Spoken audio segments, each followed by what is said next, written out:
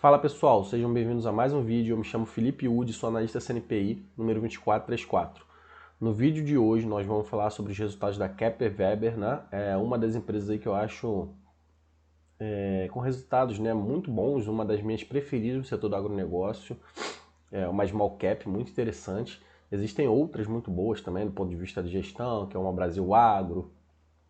Eu gosto da Jales Machado também, acho que tem um potencial para crescer quando melhorar a produção dela lá para 2025, a gente já falou sobre isso no canal. Tem outras mais maduras, como uma SLC Agrícola, por exemplo, algumas que a gente vai observando, mas ainda tem uma dívida um pouquinho alta, que é o caso da AgroGalaxy, inclusive eu acho que ela fez uma emissão de ação, né? Então esse é o problema de empresa muito alavancada, empresa jovem.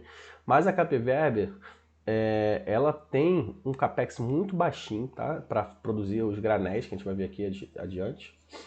Vou botar aqui na tela, esses granéis aqui de armazenamento, né? Esses tonéis, acho que tem outro nome, eu sempre esqueço qual é o nome mais correto para falar desse lugar aqui, dessas torres, desses grandes galpões, não é galpão, né? Esses grandes barris, né? Não sei qual é o melhor termo técnico, de armazenamento de grãos, de sementes e tal.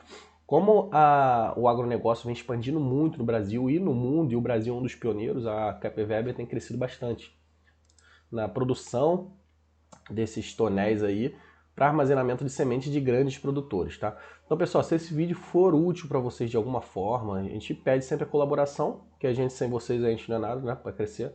Peço para deixar o like, se inscrever no canal, que é muito importante, tá? Por mais aí que você não acompanhe tanto esse tipo de conteúdo, se puder dar uma força vai ser de grande ajuda. Comenta aí embaixo também se gostou do vídeo, se tem alguma opinião formada sobre a empresa, se não gosta, por que não gosta, por que gosta. Se tiver interesse no nosso serviço de análise, tem um link na descrição do vídeo, inclusive com valuation. A gente faz alguns vídeos de análise, tá? Algumas lives no Instagram, a gente tem um Instagram privado para os assinantes. A gente tem uma plataforma na Hotmart que a gente oferece análise, valuation, alguns serviços de análise de carteira também. Inclusive a gente faz valuation até de empresa privada, se for interesse de vocês. E vamos para o vídeo, tá? Então, isso aqui é o resultado do terceiro tri. Vamos passar essa tarde. Olhando a apresentação, tá? Apresentação de resultados, porque a informação é um pouquinho mais sumarizada, mais resumida. A gente já tinha feito os resultados dos outros trimestres, não sei se foi de todos os trimestres do ano, e a gente já esperava que a receita da Kepler Weber caísse um pouquinho, tá? Porque tem a questão cíclica do modelo de agronegócio, tanto no Brasil como no mundo. Tem a questão climática, que afeta bastante, aí isso daí reduz a solicitação de grandes agricultores para armazenagem, né, continuar crescendo a produção e armazenar nesses granéis. Se eles não crescerem por conta de uma questão climática, por uma questão de preço que afeta, né, a demanda do agronegócio, acaba que eles não vão demandar a Kepler Weber tanto. Então já era esperado, mas a empresa vem controlando bastante, tá, seus custos. Então a gente vai ver aqui que a receita caiu bastante em relação ao ano passado, nos 9 meses também, mais ou menos na mesma proporção, tá, 23%. Mas já era de se esperar, tá? Então a empresa está exposta a essa demanda sazonal do agronegócio. O EBITDA deles, eles tá com uma margem ok, apesar de ter caído aqui, ó, a margem de 21,8%. Lembrando, tá, que esse tipo de negócio tem margens um pouquinho mais apertadas. A gente não vai ter uma margem numa empresa dessa daí de agronegócio que opera com segmentos de margens baixas, tá? Não tem um grande diferencial competitivo, ela oferece produtos e ela é pioneira do negócio, é líder do negócio, tá? Tu vai ter uma margem de 50% aqui, ou uma empresa de software as a service, tá? Nos 9 meses aqui a gente também vê, mais ou menos em linha. A empresa, eu acho que ela não tem dívida, não sei se ela tem, ou se tiver muito pequenininha, não lembro de cabeça agora. Mas a gente vê que dando lucro, margem, tu vê que a margem quase não cai, tá? Do EBITDA aqui para lucro líquido, porque essa questão da dívida que não pesa, irrelevante para a companhia. E do ponto de vista do regime de caixa, que eu acho que a gente fala mais adiante, mais tranquilo ainda, tá? Então a gente tem alguns segmentos aqui. A gente vê aqui que boa parte vem de agroindústria, que são grandes empresas, grandes produtores de agronegócio, grandes empresas aí, até de capital aberto, que demandam esses granéis aí de armazenamento. A gente tem algumas fazendas grandes também, que é essa laranjinha aqui, que está em segundo lugar, bem encostadinho em agroindústria, né? E em suma, isso daqui são grandes produtores, tá?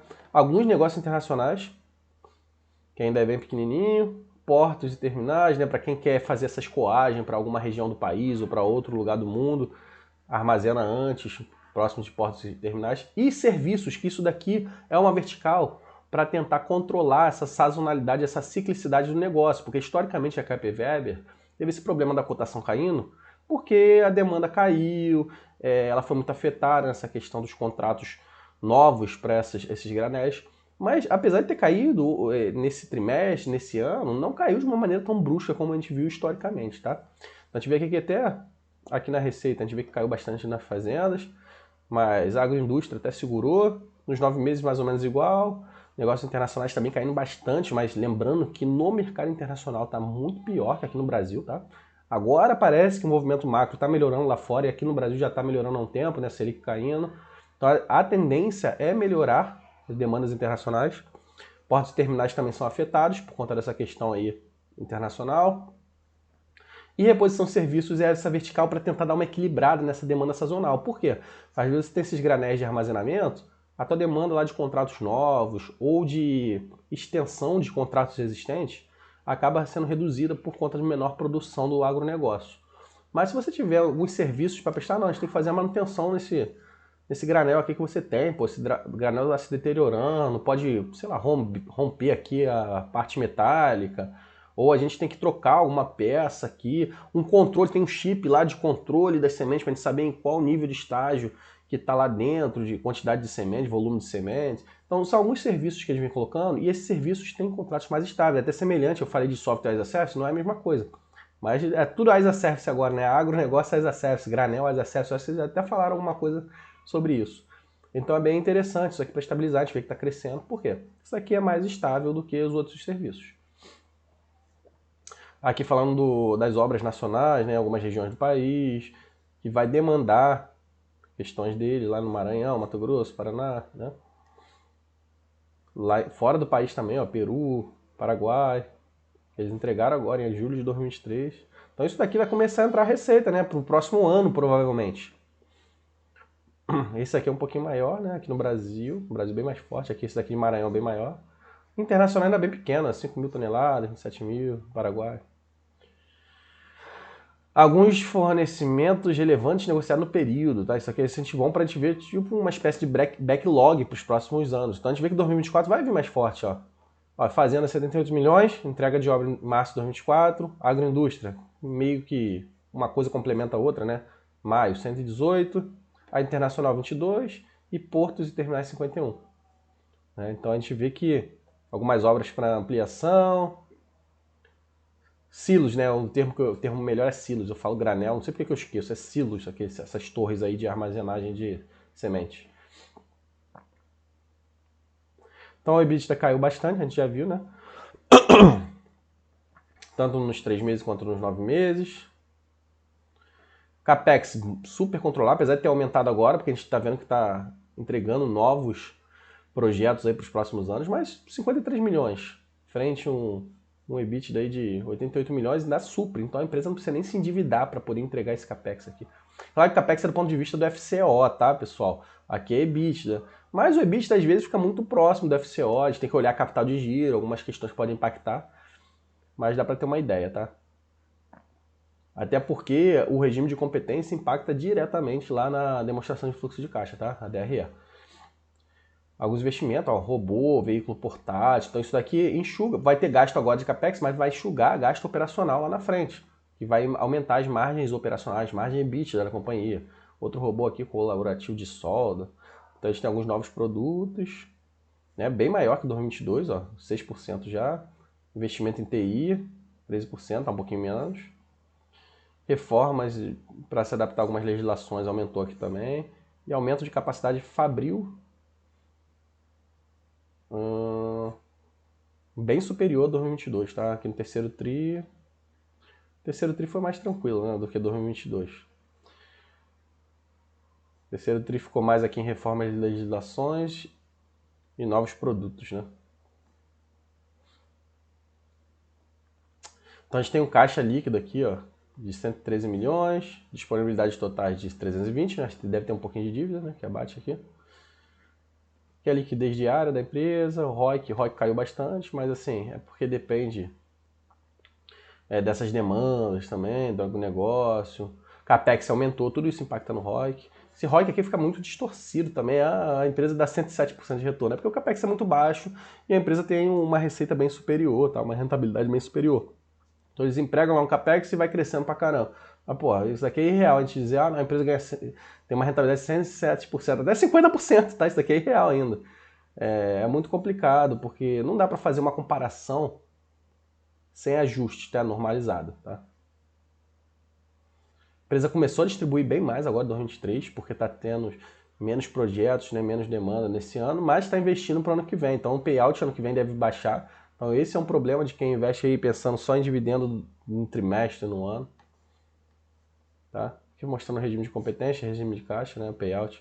Então o payout frente ao regime de caixa é até bem superior, tá? Porque a empresa tem um FCO bem superior ao EBITDA, né, provavelmente. Eles fizeram uma redução de capital, né, em 2021. Redução de capital, para quem não sabe, eles pegam uma parte lá da... contabilmente, eles têm que reconhecer como redução de capital por conta de algumas regras contábeis. Eles pegam algumas partes do balanço lá que eles vendem e retornam dinheiro para o acionista, como se fosse uma forma de dividendo, tá? Mas não é dividendo. Mas, na prática, é. Alguns objetivos aí de sustentável, ESG. Receita de 405 milhões, sendo a segunda melhor em terceiro trimestre. Mesmo assim, a empresa está com uma receita alta ainda, caixa líquido, moderna linha de pintura a pó, de repente para ter uma maior manutenção, uma melhor manutenção lá dos seus silos. E também investe em ESG, nessa questão de pintura. Ainda continua um ritmo bom de grãos no Brasil, né? Apesar de ter caído um pouquinho, algumas demandas, direcionamento estratégico. Então isso daí foi a Kepler Weber, tá, pessoal? Eu acho uma empresa aí muito interessante, análise bem rápida aí, muito interessante para o futuro, continua em bastante crescimento, expansão. Espero que a gente possa ter ajudado, agradado vocês aí com essa análise rápida. E mais uma vez eu peço para vocês darem um apoio, se inscrever no nosso canal, se inscrever seguir nossa página no Instagram, né? Curtir aí também a página e comentar aí embaixo, tá? Se tiver interesse no nosso serviço de análise, o link está na descrição do vídeo. Valeu, forte abraço.